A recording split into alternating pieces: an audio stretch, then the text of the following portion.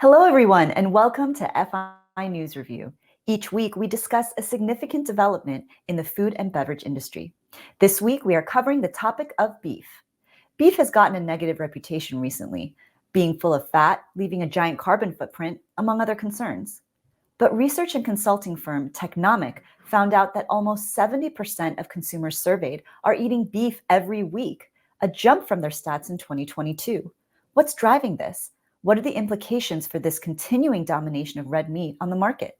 Let's bring in FI's VP of Content, Chris Campbell, to talk more about this. Chris, thanks for joining us. Hey, Susan, thanks for having me back on News Review. Really excited for this conversation today.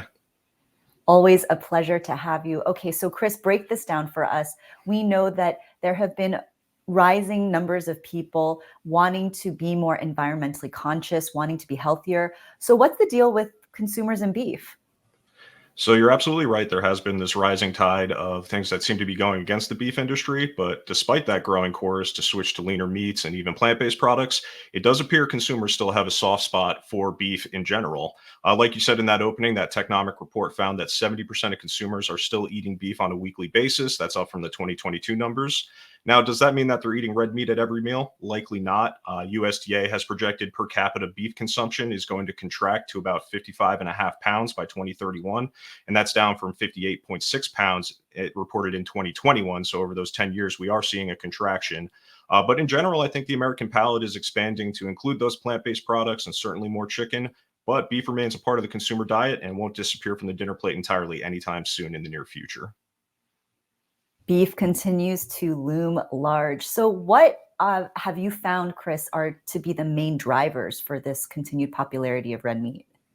So in short, it really seems to be about protein.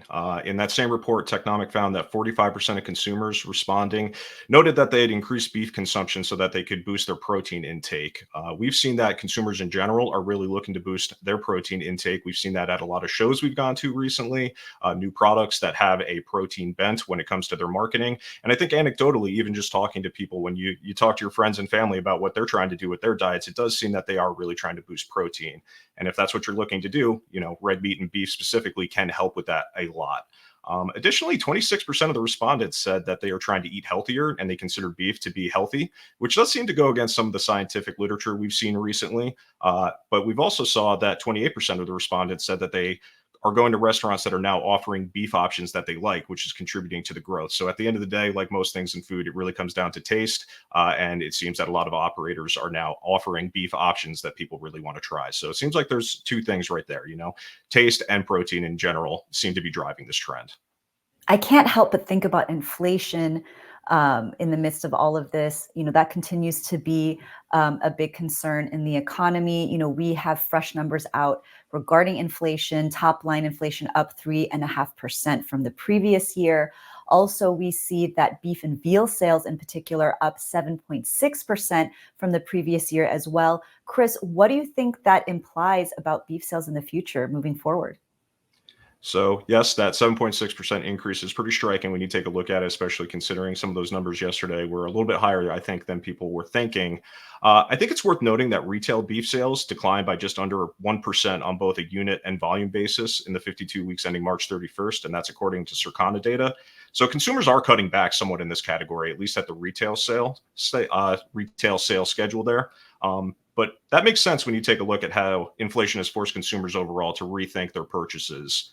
But that 𝗟𝗏𝘁 report we cited earlier also found that consumers are going to restaurants to enjoy showpiece cuts. So the demand is really still there for experiences surrounding beef-centric meals. My personal belief is that we're going to see something of a slow move where beef becomes more of a unique, celebratory, or even experience-based dish. If prices continue to rise, people might not be able to afford eating it at every single meal, but I don't think they're going to abandon it entirely. And as evidenced by the Circana data, which showed a 4.9% increase in dollar sales despite that unit and volume drop that we talked about, beef companies will likely be able to leverage this trend to remain profitable in the years to come. So I think that this is something we will see kind of going into the future here as maybe more of a unique, celebratory or experience-based eating occasion, like I said.